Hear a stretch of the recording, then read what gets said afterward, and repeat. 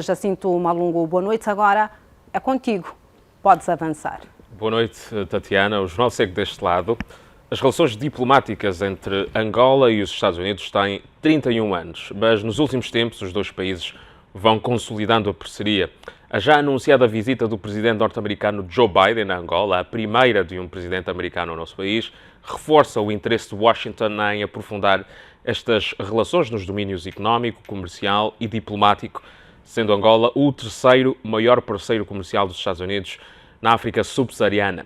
Pedro Godinho, presidente da Câmara de Comércio dos Estados Unidos da América, Angola, analisa em entrevista a Zimbo o impacto deste momento histórico, os desafios que Angola enfrenta para atrair mais investimento norte-americano e as oportunidades que surgem com projetos como o Corredor do Lobito. Pedro Godinho, boa noite. Muito obrigado por ter aceitado o nosso convite. 3 décadas já de relações diplomáticas entre Angola e os Estados Unidos. Como é que avalia este período? Não, as relações entre os Estados Unidos e Angola vão de bom para o melhor. Elas são excelentes. Se tivermos em conta o histórico dessas mesmas relações no passado, desde os primórdios da independência, em 75 até agora, tem sido bastante evolutivo. E, naturalmente,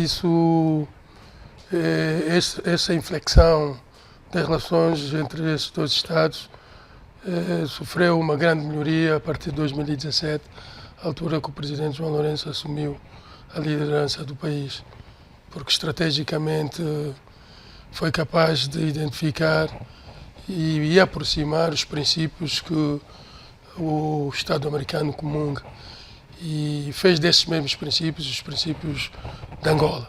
Portanto, havendo essa coincidência de princípios, a relação é sempre muito mais fácil. Eu quero mencionar o fortalecimento da democracia, o combate à corrupção, o respeito aos direitos humanos e a valorização do género. Todos esses fenómenos, todos esses aspectos têm sido... São valores tradicionais. Eu lhe perguntaria o que é que torna Angola um país atrativo para os Estados Unidos da América, sendo que nós temos relações diplomáticas há menos tempo do que temos relações económicas. Já as empresas americanas estão aqui a investir no petróleo, mas se tirarmos o petróleo, o que é que torna este país importante para os Estados Unidos? É possível que nós, angolanos, não tenhamos noção do potencial que o país tem. Portanto, o interesse dos Estados Unidos já remontam de décadas e, por essa razão, eu vou exatamente levantar aqui um aspecto que é importante considerar. Os problemas que Angola teve desde o início da independência de 75 não foram somente frutos da Guerra Fria, mas foi exatamente o posicionamento que cada uma das potências, a Rússia e os Estados Unidos, queriam ter em África, porque a partir daí conseguiu-se ver exatamente que Angola era um país com potencial bastante e, sobretudo, naquela altura em que vivia-se o boom do ouro negro e com as reservas que Angola possuía na altura, e possui, porque neste momento Angola tem potencial trabalhado, se for investido muito seriamente a nível de pesquisa, Angola poderá a qualquer momento atingir os 3 milhões de barris de dia. Portanto, é potencial, são reservas, são recursos. Estamos a falar de recursos. Pouco mais de 1.100, estamos ainda abaixo do número que avançou, mas nós somos o terceiro maior parceiro comercial dos Estados Unidos em África por causa do petróleo, essencialmente petróleo, um petróleo que está a registrar um declínio já na sua produção. E insisto na pergunta porque também Joe Biden disse na Casa Branca, no encontro com o presidente João Lourenço, que para os Estados Unidos não há em África um país mais importante do que Angola. Eram palavras de circunstância na sua visão ou o líder norte-americano realmente? É o verdadeiro sentido da palavra e exteriorizou de forma franca aquilo que os americanos pensam de Angola. Angola não se resume em petróleo. Se olharmos para as terras férteis, os minerais, eu acredito que a nível do potencial de minério que Angola tem, dos 54, de 56 ou 58 minerais existentes no mundo, descobertos com certa importância, 51, acima de 50, também estão concentrados em Angola. Portanto, a nível da agricultura é uma potência, a nível do potencial mineral é outra potência, incluindo o petróleo, e tantas outras. E mesmo se apostamos no turismo, o turismo suplantar seriamente, facilmente, as benesses que o petróleo trouxe e tem trazido para Angola. Portanto, há é um países potencial. cujo turismo vale mais do que o nosso petróleo. Portugal ganha mais com o turismo do que nós ganhamos com o petróleo. Se citarmos a França ou os Estados Unidos, é um valor ainda muito maior, né? São grandes potências turísticas. Mas na visão da Câmara, como é que nós vamos atrair estes investimentos americanos para o nosso país, sendo que estamos a falar da maior economia do mundo que está habituada a operar seguindo determinadas normas internacionais? E porque tem que haver este pragmatismo também na hora do negócio, mas é preciso cumprir determinadas exigências. É uma pergunta interessante, porque nós acompanhamos a euforia que o país está a viver com o anúncio da vinda do presidente Biden. Mas a presença do presidente Biden em Angola poderá ter um grande impacto político, isso não haja dúvida. Politicamente foi uma grande conquista por parte de Angola e, sobretudo, como consequência da estratégia inteligentemente bolada pelo presidente João Lourenço. Mas, contudo, se nós não fizermos o nosso trabalho de casa, pouco ou nada valerá essa visita. Por duas razões muito simples. E o que é que seria o nosso trabalho de casa? Bem, ia começar exatamente pelo melhoramento do ambiente de negócio. Porque em 2022, em junho de 2022, o presidente Biden anunciou publicamente na Alemanha, durante a cimeira do G7, que o G7 haveria de pôr à disposição dos países em desenvolvimento, sobretudo o continente africano, 600 bilhões de dólares que seriam consumidos em 5 anos, dos quais 200 bilhões seriam a contribuição norte-americana. Eles, logo a seguir, também criaram uma estrutura PGI global. Partnership Global Investment é uma parceria global para investimento em infraestruturas. E nesse mesmo dia, nessa mesma intervenção, o presidente Joe Biden anunciou que os Estados Unidos já haveriam aprovado um investimento de 2,1 bilhões de dólares para duas empresas americanas que estariam envolvidos no desenvolvimento de um projeto de energias renováveis. Trouxe essa questão acima da mesa, totalmente para explicar que todos esses bilhões que se possam estar a falar não serão canalizados para alguma instituição pública ou privada de Angola. Esse dinheiro será às empresas americanas. Esse dinheiro só aportará à nossa economia e ao nosso mercado se houverem empresas americanas a deslocarem-se para Angola. Aí é que está o busilis da questão. Por isso é que eu digo que é preciso fazer o bem. Como é que trazemos este dinheiro para a nossa economia? Melhorando o nosso ambiente de negócio. O nosso ambiente de negócio evoluiu bastante para positiva. Só lamentamos Mas agora tem sido difícil medir com a saída do Doing Business. Exatamente, agora, deixou de ser publicado. Deixou de ser publicado. Como é que nós medimos? Como é que podemos saber que efetivamente melhorou? Isso tornou a falta de publicação desses índices, naturalmente que vai criar e já está a criar alguma dificuldade na sua avaliação. Mas naturalmente que qualquer governo em qualquer parte do mundo pode avaliar isso internamente através do nível de satisfação daqueles que muito necessitam do doing business. E é que eu ia dizendo. Dos investidores que já estão instalados. Exatamente. Haver exatamente um diálogo permanente e terem atenção aqui às mensagens que vão recebendo exatamente do tecido empresarial privado. Porque um país que opta pela economia de mercado tem como locomotiva exatamente o setor privado. E é preciso aí o dialogar. Não respondi à sua questão até agora. Doing Business melhorou, mas temos alguns problemas que precisam ser acautelados, refinados e que carecem de algumas atenções. Que Por exemplo, problemas seriam esses, sendo que os americanos também sabem ao que vêm, não é? Porque conhecem o país, acompanham o país, sabem ao que vêm e têm manifestado este interesse, apesar destas dificuldades. Mas gostaria que as citasse também. não, é importante ver que Angola está inserida numa aldeia global.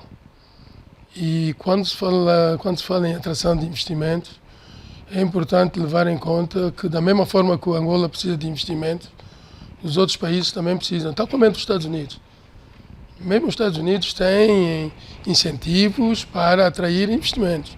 Portanto, Angola tem que estar preparada e ser bastante competitiva em relação a essa atração de investimentos. E um dos aspectos em relação do Doing Business é um dos aspectos que podemos realçar em relação ao ambiente de negócios, é exatamente a facilidade de obter as aprovações por parte das instituições, quer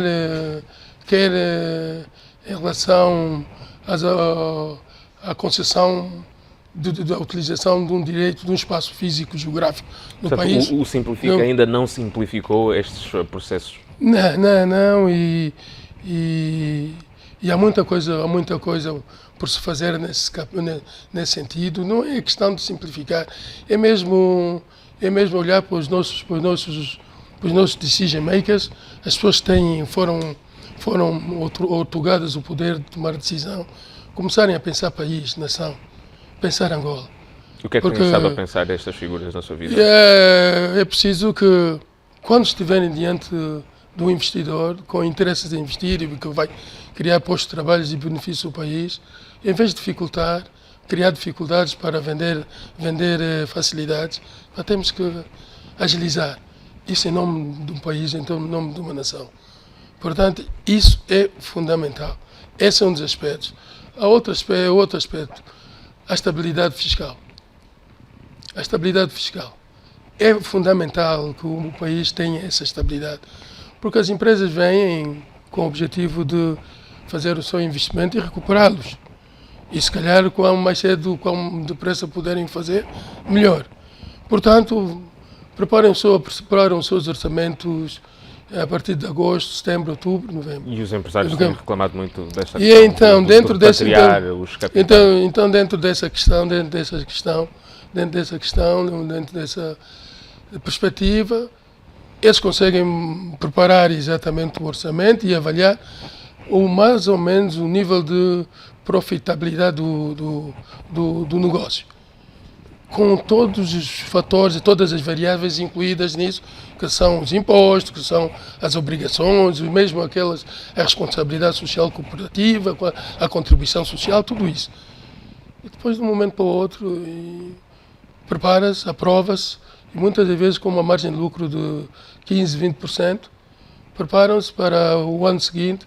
De janeiro, fevereiro, há mais um imposto especial, 10%, por exemplo.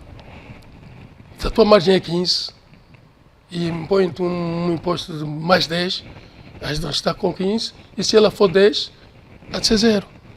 Nesse cenário, quem se sente estimulado a percorrer 7.000 km de distância para vir fazer um negócio e chegar no final do exercício... E encontrar esses entraves fiscais. Por exemplo, alguns incentivos são, por exemplo, o IAC. De um momento para o outro, as empresas, sobretudo aquelas ligadas ao setor petrolífero, na área produtiva, tiveram a trabalhar dentro da perspectiva e, de repente, o IAC, que era a isenção do pagamento de imposto de aplicação de capitais para incentivar o reinvestimento no país, e de um momento para o outro é retirado e já está, isso impacta.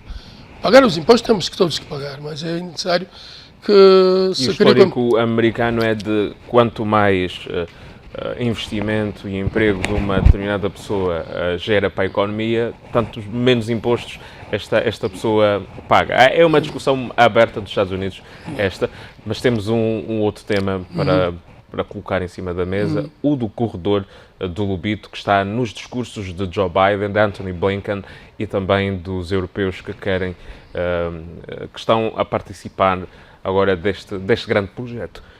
Como é que nós podemos tirar um maior partido do corredor do Lobito?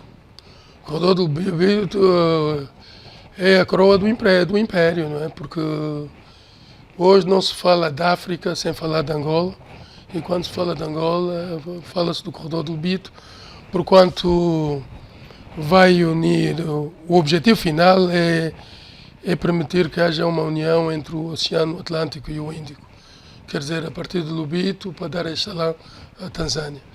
E nisto vai beneficiar essa região austral, e esse é um dos objetivos. O segundo maior objetivo, escoamento dos minérios.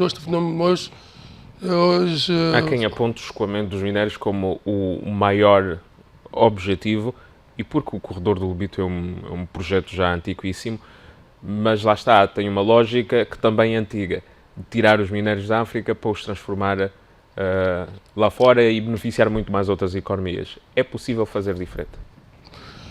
É possível fazer diferente, e é isso que eu digo. Olha, quando começávamos a nossa entrevista, disse que ficou surpreso, e que quando estivemos a falar sobre o interesse americano em relação a Angola, diria que o interesse já é remoto, já remonta a algumas décadas, por uma razão muito simples. Essa região é rica, essa região é extremamente rica. Nas próximas décadas, o mundo vai estar dependente do continente africano. O mundo ocidental vai depender, mas completamente, uma dependência doentia dos recursos que a África tem. E é importante que nós, a nossa liderança, saiba capitalizar isso, tirar partido deste facto. E, diria mais, Angola tem potencial para fazer parte da lista do G30. Não é sonhar demais. G30, a África do Sul faz parte do G20. Quer dizer, dos países economicamente mais fortes do mundo. Os 20 países. G30, os 30 países mais fortes economicamente do mundo. Porque Angola tem recursos naturais e recursos humanos para o fazer. Agora, é preciso que se definam estratégias. A sua pergunta é interessante. Eles estão a levar, os minerais estão a ser processados lá fora por vontade deles? Não. Nós é que temos que criar essas condições. Temos que criar capacidade local para transformar esses minérios. Sim, senhor. Nós temos que apostar naquilo que qualquer nação necessita. No conhecimento, educação. Portanto, mesmo nós a nível da Câmara, tivemos a semana passada nos Estados Unidos a negociar com universidades americanas para se estabelecerem em Angola. Porque por mais bilhões de dólares que se possam fazer o dumping no mercado, que se possa adquirir ou possa injetar, Angola não se vai desenvolver, país nenhum se desenvolve sem conhecimento. E então, educação é um setor que deve ser tratado de forma premium. Mas há uma diferença também entre os dois países. Os ricos norte-americanos fazem grandes doações à investigação, às universidades, para realmente desenvolverem estes projetos. Não é só financiamento do governo. Acha que devemos cultivar esse espírito aqui também, porque estamos a chegar ao fim? Esta é a última pergunta que lhe faço. Dos ricos angolanos cultivarem mais esse espírito de darem fundos às universidades e promoverem realmente o lado do ensino. E o que é que a Câmara está a preparar para esta visita de Joe Biden? Bem, começando pela pergunta, o que é que acha que nós devíamos fazer? Angola tem que um dos aspectos que é fundamental é que nós, como cidadãos angolanos, devemos sempre partir do pressuposto que temos competências, temos recursos, temos meios e não viver de doações. Número 2, eu vejo, porque isso não é uma questão de ter recursos ou não recursos, isso é uma questão de estratégia. Haver estratégia nação, estratégia país e estratégia no setor da educação. Porque senão, vejamos, é uma coisa que a mim custa todos os dias. É penoso, é doloroso passar todos os dias por essa situação. Todas as nações desenvolvidas no mundo priorizaram o inglês. Por quê? Porque a ciência está concentrada exatamente em países anglófonos. Portanto, o Japão, com aqueles princípios tradicionais muito enraizados na sua cultura, segunda língua, primeira, local, segunda, inglês. China é o país que o maior número de falantes tem no mundo. Qual é a posição deles? São a segunda maior economia do mundo. Finlândia, Noruega, segunda língua falada. Na verdade, em todos os países nórdicos. Índice com Fala-se maior, muito são países com maior índice de desenvolvimento humano. Nós já me chama agora que fez a pergunta, criamos condições para enviarmos bolsa de estudos através de um membro que é do membro da AmCham, selecionou-se vários estudantes, tentamos mandá-los, 46 estudantes, tentamos mandá-los para os Estados Unidos, a primeira barreira que foi TOEFL, domínio, proficiência na língua inglesa. O exame, não é? Não. Exatamente. Tudo pago, viagem paga, bolsa à disposição em inglês. Então, por isso é que eu digo que a educação é o setor mais importante de qualquer nação. E é preciso que se olhe com a perspectiva de se terem estratégias sólidas para que a gente quer. Porque Angola pode, sim, fazer parte do G30. E penso que cada cidadão deveria olhar para essa questão da inserção de Angola na lista do G30 como uma exigência para todos aqueles que algum dia sonharem ou manifestarem o interesse de liderar esse país. Que estratégia tem para que faça parte da lista? Brasil, África do Sul, Argentina, a Índia, são todos no G30. Por que não? Se estamos com todos esses recursos, tanto humanos como naturais. Pedro Godinho, muito obrigado por ter vindo à entrevista. Muito obrigado. E assim que nos acompanhou, boa noite, muito obrigado por nos preferir. O tema Estados Unidos da América, Angola, vai continuar a dominar os assuntos na imprensa e na vida social dos angolanos. Até à próxima sexta-feira.